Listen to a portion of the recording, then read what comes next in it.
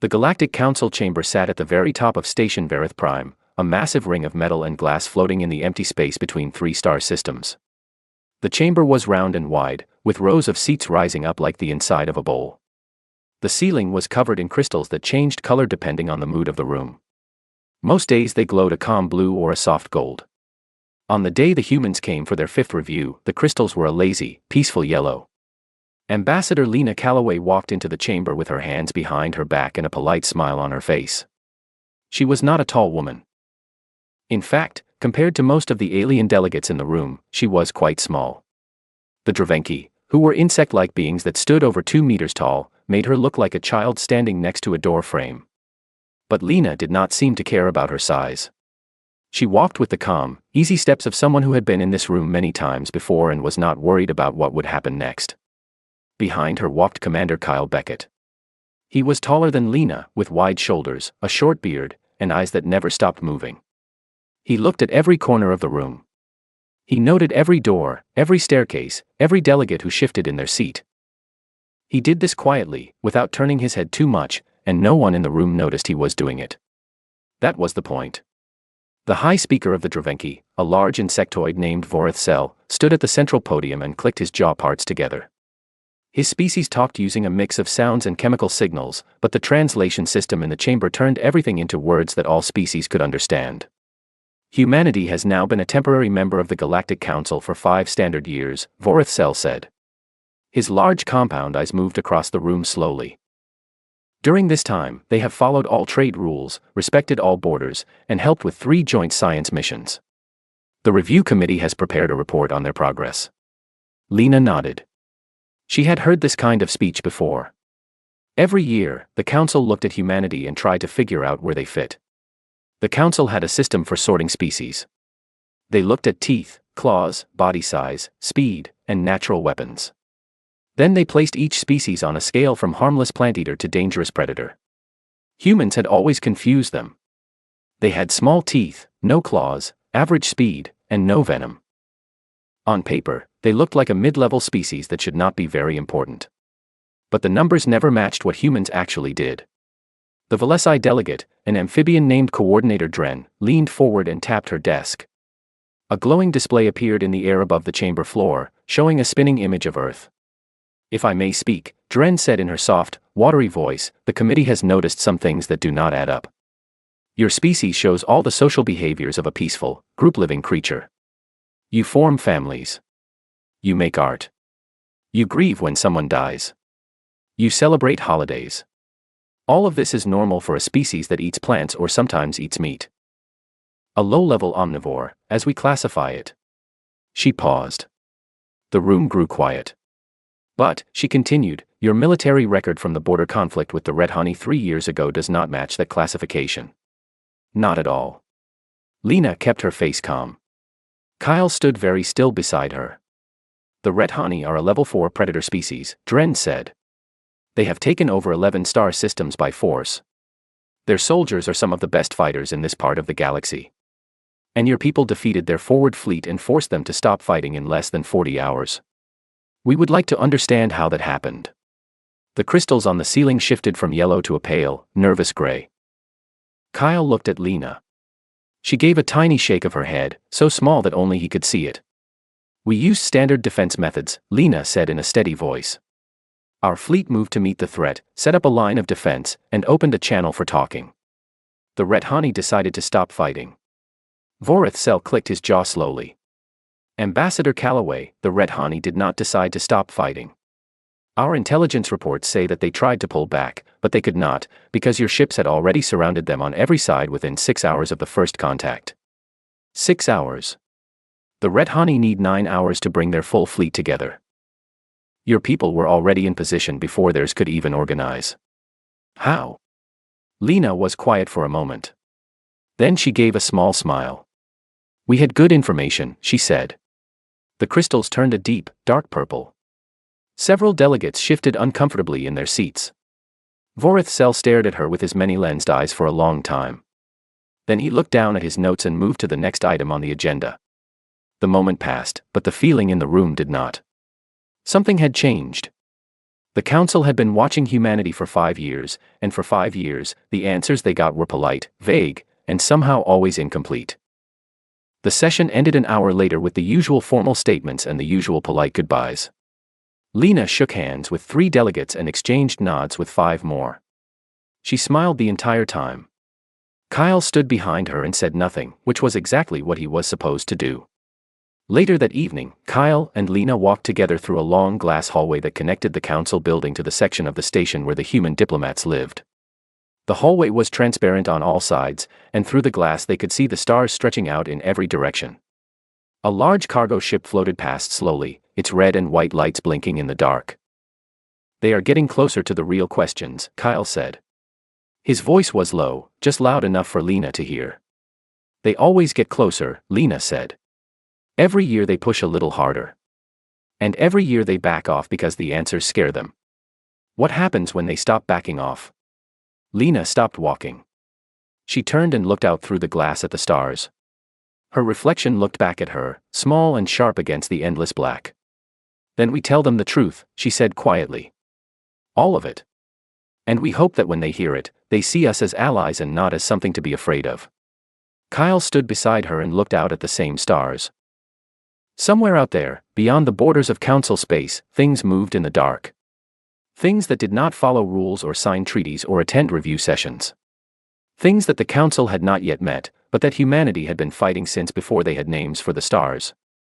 "And if they are afraid?" Kyle asked. Lena did not answer right away. She watched a small shuttle detach from the cargo ship and glide toward the station, its lights leaving tiny trails against the darkness. "Then we protect them anyway," she said. "That is what we do." Kyle nodded. He did not need to say anything else. They had both been in service long enough to know that protection was not always understood by the ones being protected. Sometimes the shield looked just as frightening as the sword. They walked the rest of the hallway in silence, 2 small figures moving through a tunnel of glass and stars, carrying a truth that the galaxy was not ready to hear. But it would hear it soon. Whether it was ready or not. 3 days after the review session, everything changed. A distress signal came in from the Ketha expanse, a wide and mostly empty stretch of space near the outer edge of Council territory.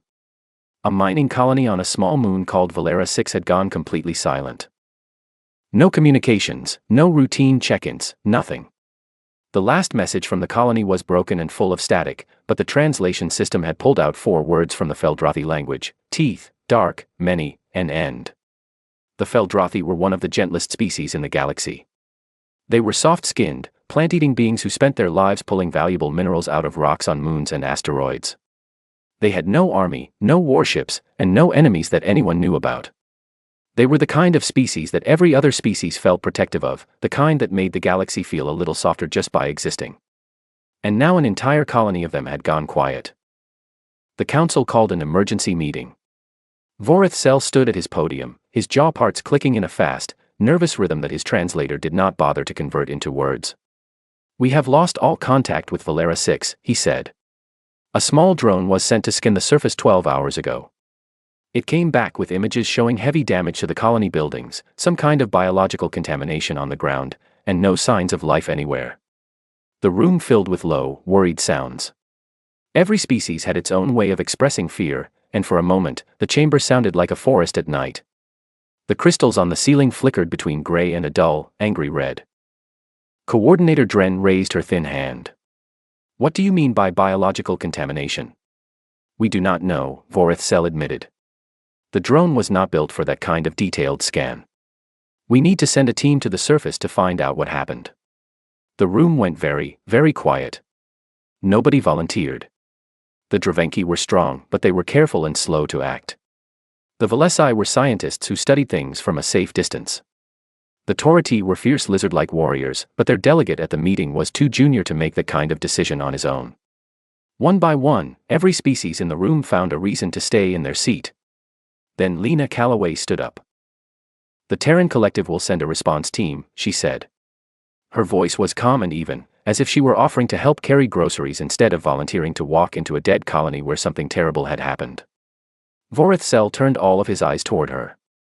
"Ambassador, are you sure about this? We have no idea what the threat is."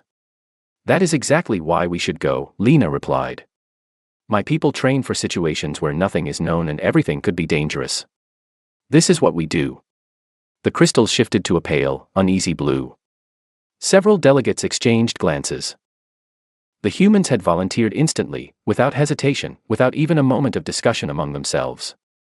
The speed of it was almost as unsettling as the silence from Valera 6. The Terran Rapid Response ship Hawthorne reached Valera 6 18 hours later. It was a medium-sized military vessel with a crew of 42 people, painted in flat gray that made it nearly invisible against the darkness of space. It was not the biggest ship in the Terran fleet, and it was not the most heavily armed. But it was fast, tough, and crewed by people who had been chosen specifically because they did not panic easily. Commander Kyle Beckett picked 12 people for the ground team. Every single one of them had volunteered. Every single one of them had been on missions that were never talked about in public. These were the kind of soldiers who kept their medals in drawers and their nightmares to themselves. Lieutenant Mara Ashby was among them. She was the team's combat medic, a woman with calm brown eyes and hands that never shook, not even when everything around her was falling apart. She had saved lives in places where saving lives was supposed to be impossible, and she had a quiet way of looking at bad situations that made other people believe they might actually survive. Sergeant Dominic Hale was also on the team.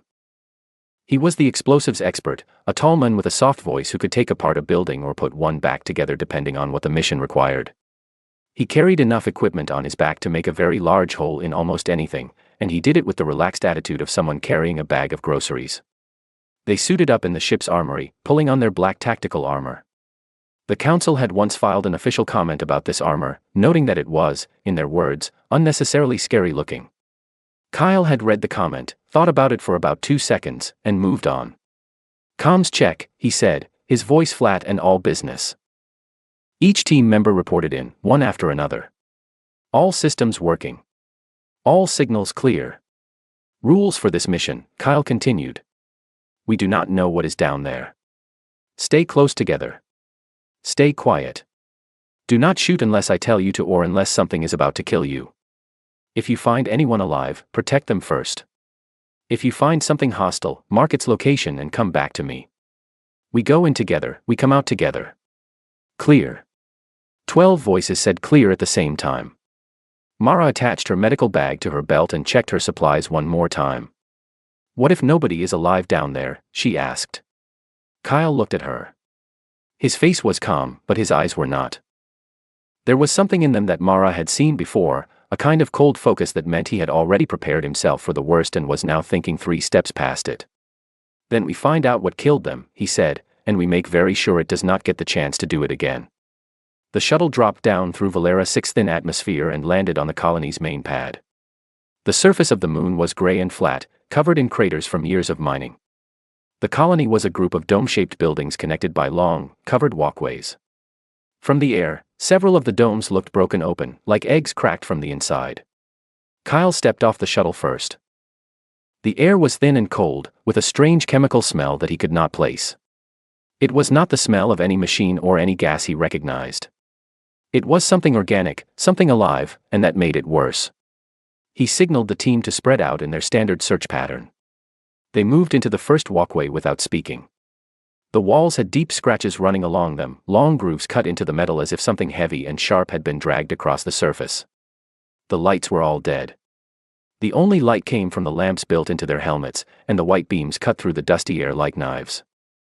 Dominic stopped beside one of the scratched walls and ran his fingers over the marks. He was quiet for a moment, studying the depth and the angle of the cuts. "These were not made by a machine," he said softly. "Something alive did this. Something big and something strong." Kyle nodded once. "Keep moving." They found the first body in the second dome. It was a Feldrothy miner, curled up against the far wall with their arms raised, as if they had been trying to push something away. The body was not torn or cut. It was whole, but it looked wrong. The skin was thin and dry, like old paper, and the color was all gone from it. At the base of the neck, there was a single small wound, round and neat, as if made by a needle. Mara knelt down beside the body and passed her scanner over the wound. She stared at the readings for a long moment, and when she looked up, her face was tight. "This was not a weapon," she said. "Something used enzymes to break down all the fluids inside the body, and then it drained everything out through this wound. This was not an attack. This was feeding. The team went very still. Kyle felt something shift inside his chest, a cold, heavy feeling that settled in behind his ribs and stayed there. He knew this feeling. Every human knew it, even if they did not have a name for it. It was the feeling that came when you saw something so wrong, so deeply unfair, that every part of you refused to accept it. The Feldrothi had been hunted. Not fought. Not attacked in a war. Hunted and fed on, like animals. Kyle looked at his team. He saw the same feeling in every one of their faces. Not panic. Not fear. Something colder. Something older. Something that had been part of human beings since before they had language or fire or tools. "Mark this spot," he said quietly. "We keep going." They moved deeper into the colony, and the darkness seemed to grow thicker around them, as if it knew they were coming and was waiting to see what they would do. Back on the Hawthorne, 3 alien observers sat in the ship's command center watching the live feeds from the ground team's helmet cameras. The council had insisted on sending them along, 2 Velesi scientists and 1 Dravenki military officer named Kes Voren. Kes had not been worried when the mission started. He had read the file on humans before leaving. He had noted their average strength, their average speed, their small teeth and flat nails. He had looked at their bodies and seen nothing that would scare a trained soldier from any real predator species. He had expected to watch the humans walk through the colony, take some readings, and come back to the ship within a few hours. He was now gripping the edges of his desk with all 4 of his hands, and he could not look away from the screens. The helmet cameras showed Kyle's team moving through the destroyed colony in almost total darkness. They were not using much light, just the small lamps on their helmets, and they moved in a pattern that Kes had never seen before. It was not like any military formation in the Council's training manuals. It was loose and flowing, with each person shifting their position based on what the others were doing, like water moving around rocks in a stream. No one gave orders for these movements. No one spoke at all. They just knew where to go. One of the Velesi scientists, a nervous female named Tura, was staring at the biometric readings that the human suits were sending back to the ship. "This does not make sense," she whispered. "Their stress hormones are going up. They are clearly afraid. But their heart rates are going down. That is the opposite of what should happen. When a creature is afraid, its heart should beat faster, not slower." "They are not panicking," Kes said. His voice was tight. "They are concentrating." "On what?" Tura asked. Kes did not answer. He watched as Kyle raised one closed fist, and every single person on the team stopped moving at exactly the same instant. Not one person first and then the others. All of them, at the same time, as if they shared one brain. Kyle tilted his head to one side, listening. Then he pointed 2 fingers to the left. 3 team members moved left without a word. He pointed to the right. 2 more went that way. The rest tightened their formation around him and kept going forward. "How?" the second Velesi scientist said, flipping through audio channels on his console. "How are they talking to each other?" "There is no sound. There is no radio signal. There is no electronic communication of any kind. How do they all know what to do?" Kes thought about this. In his military training, he had studied the hunting methods of the galaxy's top predator species. The Rethani used bursts of chemicals to send messages during combat. The Charik used sounds too low for most species to hear. Every apex predator had some way of coordinating when they hunted together. Humans, Kes realized, did it with their faces and their bodies. A look, a nod, the way someone turned their shoulders or shifted their weight. Thousands and thousands of years of hunting together had taught them to read each other so well that they did not need words or signals or technology. They just looked at each other and knew. And the most frightening part was that this skill could not be detected or blocked by any technology in the galaxy. There was nothing to intercept, nothing to jam, nothing to decode. It was written into their muscles and their eyes. On the ground, Kyle's team entered the colony's central processing building. It was a large round room filled with mining machines and storage boxes. The lights overhead were all smashed. In the middle of the room, piled in a rough heap, were more Feldrothi bodies. Many more. Mara's voice came through the feed, tight and controlled. 47 bodies. Same wounds as before. They were brought here. Something gathered them together in one place and fed on all of them. Dominic moved to the far wall and pointed his light toward the ceiling. The beam traveled upward and found something attached to the ceiling. Something large. Something that was moving. Contact, Dominic said, and his voice was as calm as if he were saying the weather was nice. The thing let go of the ceiling and dropped to the floor with a heavy, wet sound. It was about 4 meters long, with a body made of segments, like a centipede, but much bigger and much worse. Its skin was see-through, and underneath, the team could see the stolen fluids of the Feldrothy glowing softly inside it. It had no eyes at all. Its head was a flat wedge shape covered with rows and rows of thin, needle-like tubes that could pierce skin and drain a body dry. It hit the floor and screamed. The scream was high and layered, built from several sounds at once, and it was designed by evolution to make other creatures freeze in terror and run. It was a predator's call, the kind of sound that went straight past the thinking brain and hit the oldest, most basic survival instincts. On the Hawthorne, both HFY scientists jerked backward in their seats. Tura knocked a data tablet off the desk with her elbow. Kes felt his own body try to run, a deep pull in his legs and his gut that told him to get away, get small, get hidden. It took all of his training to stay in his chair. On the helmet feeds, the humans did not move. Not one of them flinched. Not one of them stepped back.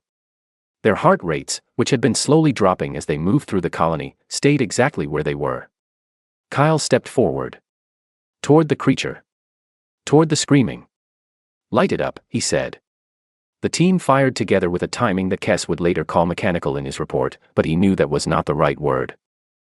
Machines did what they were programmed to do. These humans did what they chose to do. They aimed for the joints first, the places where the body segments connected, to stop the thing from moving. Then they focused their fire on the head. The creature thrashed and screamed louder. And then 2 more dropped from the ceiling behind the team. Dominic turned around, pulled an explosive charge from his belt, placed it on the floor, stepped back exactly the right number of paces, and set it off. The blast sent one creature flying into the wall so hard that it cracked the metal panels. The second creature came straight at Mara. She sidestepped it. She did not jump or dive or scramble. She simply moved her body to one side with the smooth, controlled motion of someone who had practiced this movement so many times that it was as natural as breathing. As the creature passed her, she pulled a blade from her belt and drove it into the joint where the head connected to the first body segment. The creature hit the ground and did not get up. The whole fight took 90 seconds. When it was over, 3 dead creatures lay on the floor. 12 humans stood around them. Nobody was seriously hurt. One team member had a small cut on his forearm where a tendril had gotten through a gap in his armor. Mara cleaned and bandaged it in under a minute. On the Hawthorne, Kes Voren realized that he was standing. He did not remember getting up from his chair. The 2 HFY scientists were sitting very close together, holding each other's arms, their wide amphibian eyes locked on the screens. Tura's voice was barely a whisper. "What are they?" she said, and Kes could not tell if she was asking about the dead creatures on the floor or the 12 humans standing over them. He looked at the biometric data one more time. The human stress hormones were high. Their adrenaline was flooding their bodies. Every chemical signal said that these people were terrified. But their movements were smooth, their aim was perfect, and their decisions were fast and correct. They felt the fear. They felt all of it.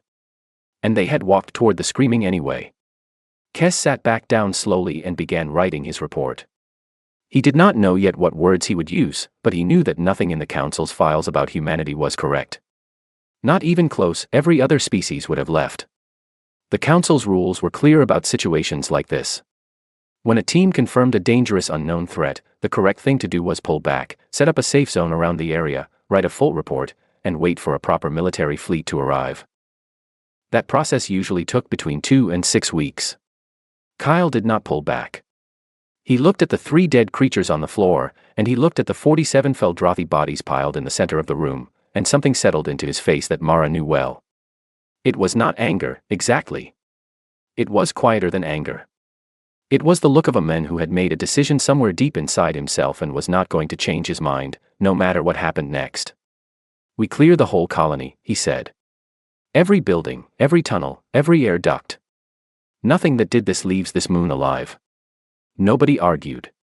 Nobody asked if he was sure. Nobody suggested they wait for backup.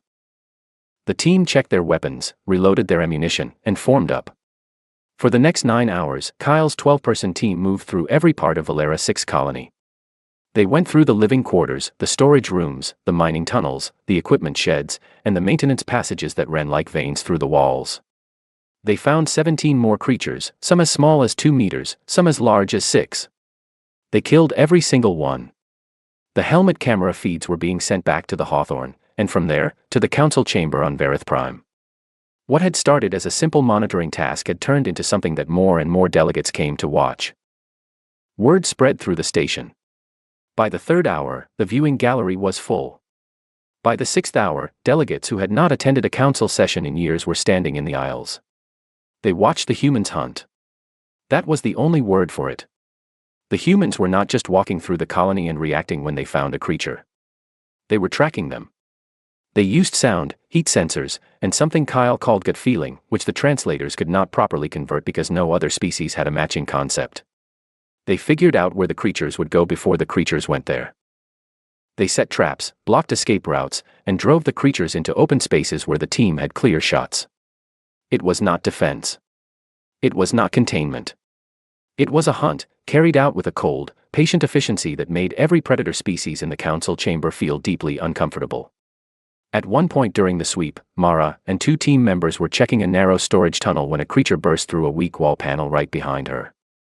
It came fast, faster than anything that size should have been able to move in a tight space. Mara did not scream. She did not freeze.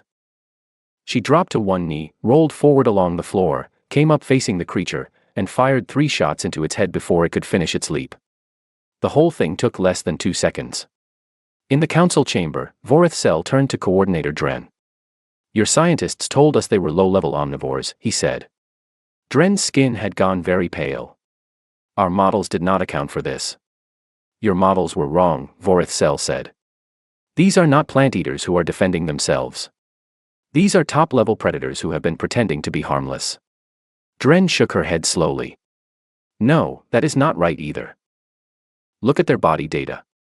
She pulled up the live biometric feed on the main display screen. Heart rates, stress chemicals, adrenaline levels, brain activity. The numbers painted a picture that no words could capture. "Their stress hormones are very high," Dren explained. "Their bodies are flooded with fear chemicals.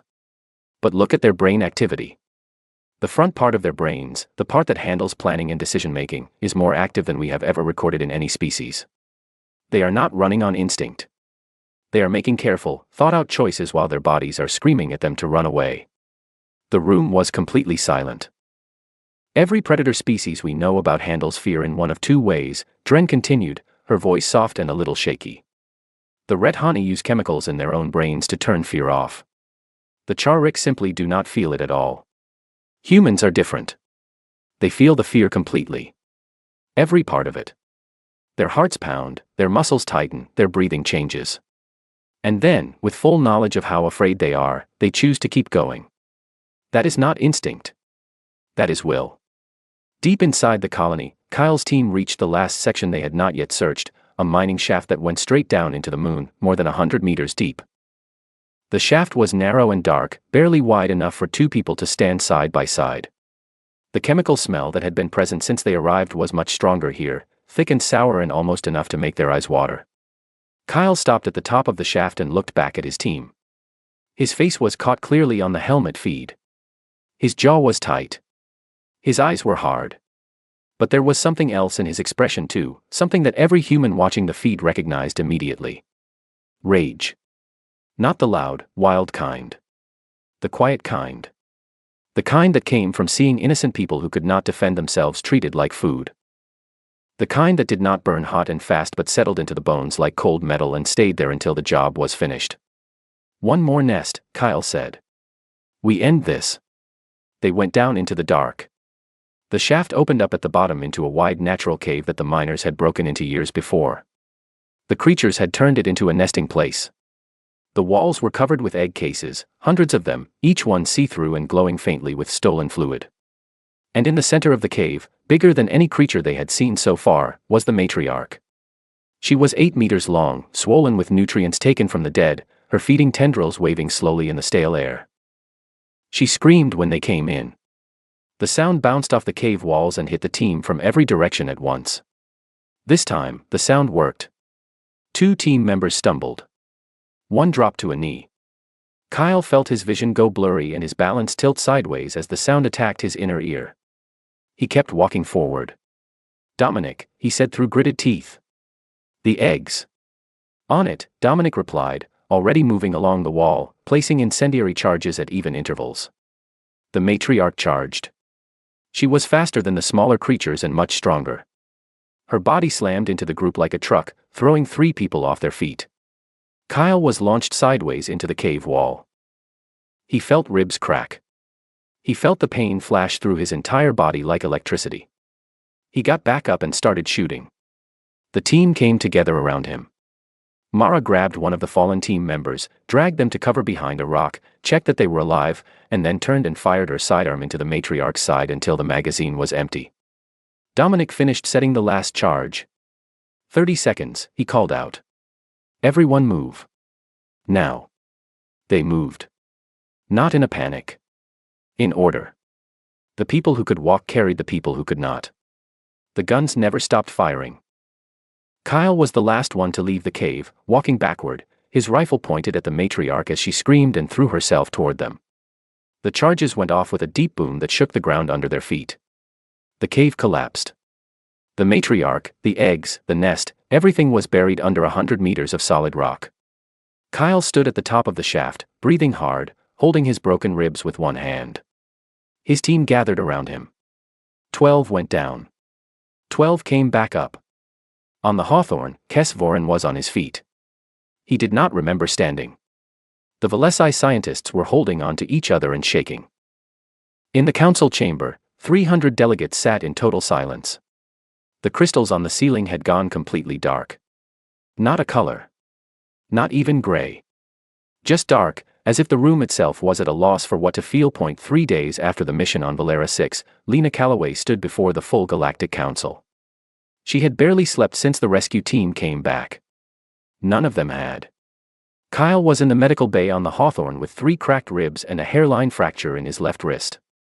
Mara had stayed beside him for most of that time, partly because she was his medic and partly because neither of them wanted to be alone with what they had seen.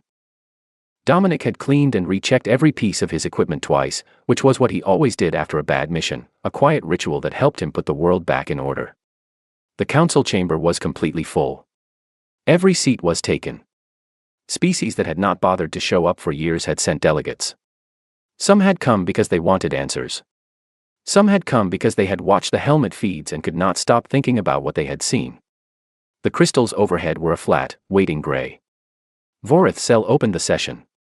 "Ambassador Calloway, the Council has reviewed all recordings and reports from Valera 6. We have many questions." "I know you do," Lena said. "And I believe it is time you received honest answers."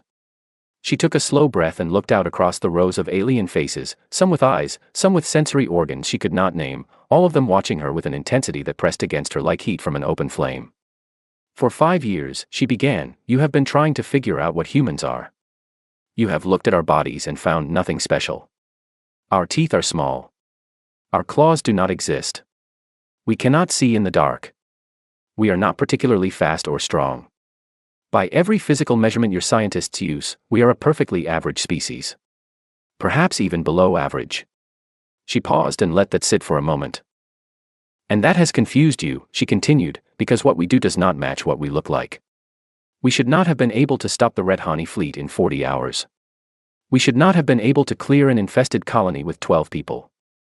By your models, we should be a small, struggling species barely holding on to a few colony worlds near our home star. But we are not.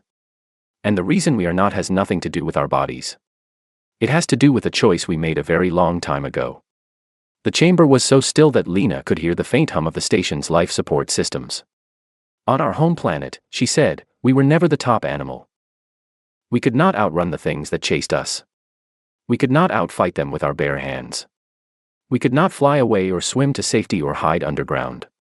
We had no armor, no poison, no special sense that warned us of danger. What we had was each other. We learned to work together. We learned to make plans. We learned to build tools. We learned to talk and to teach and to pass knowledge from one generation to the next. But we also learned something else. Something that I think might be the most important thing about us." She looked directly at Vorith Cell. We learn to be afraid and to act anyway. The words hung in the air like a held breath. Every species feels fear, Lena said. It is a survival tool. It tells you to run, to hide, to make yourself small. And for most species, that is exactly what happens. The fear comes, and the body obeys it. But humans learned, over millions of years of being hunted by things bigger and faster and stronger than us, to do something different with fear. We learned to feel it completely, to let it fill our minds and our bodies, and then to use it. Fear makes our senses sharper. It makes our thinking faster. It floods our muscles with energy.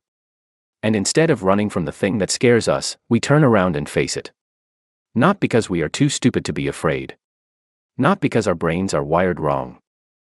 Because somewhere deep inside us, in a place that is older than language and older than thought, there is a voice that says, if I do not fight this thing, it will hurt the people behind me. She looked around the chamber. You asked how we stopped the red honey. When our sensors detected their fleet heading toward our border colonies, every single person in our defense force volunteered to go. Not because they were ordered to. Not because they did not understand what might happen to them.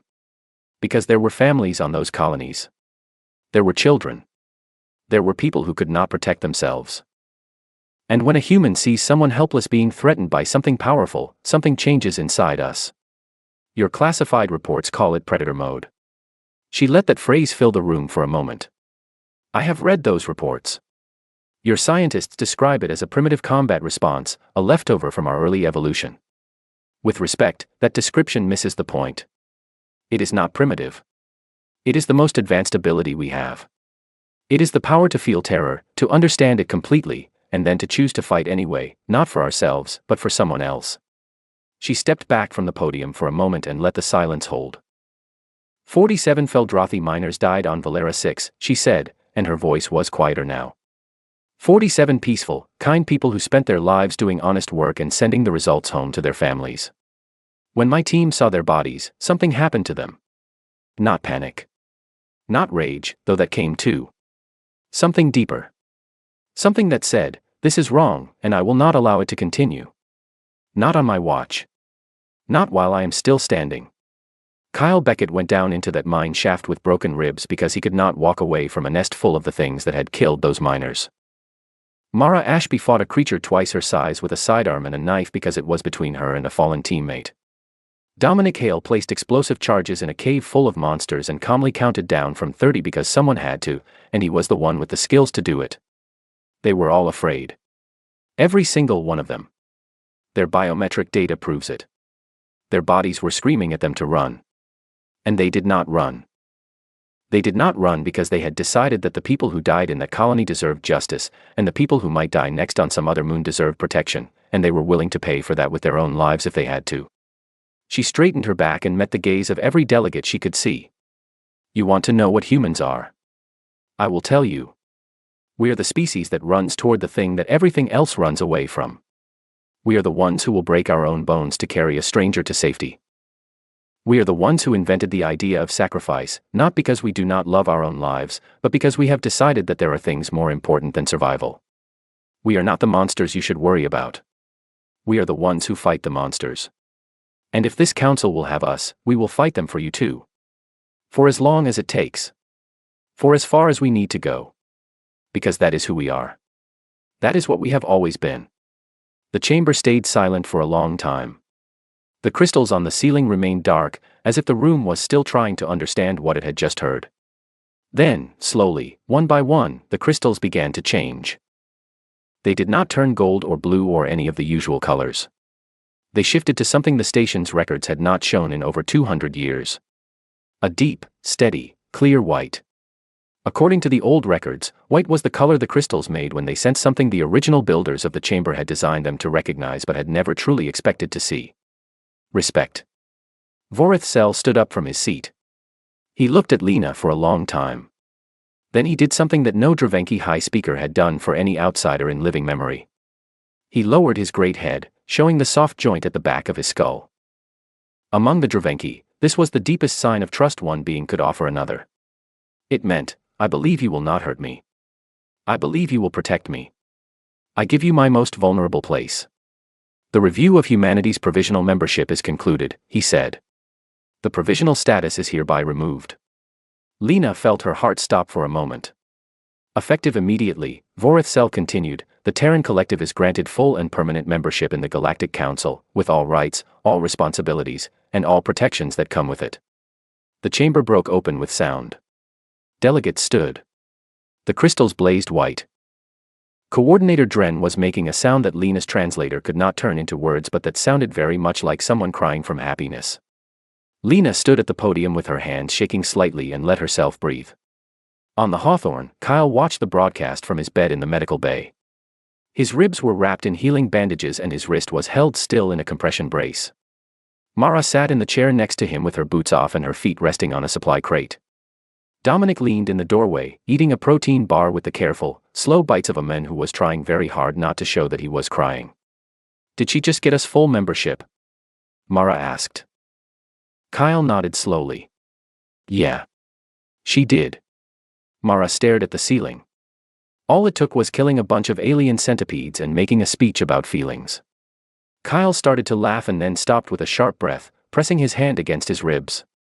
"Please do not make me laugh. Everything hurts." "Good," Mara said with a grin. "That means you are still alive." Dominic finished his protein bar, folded the wrapper into a small square, and put it in his pocket. "So what do we do now?" he asked. Kyle turned his head and looked out the small window at the stars. Somewhere out there, 47 Feldrothi miners were being brought home by a council recovery team.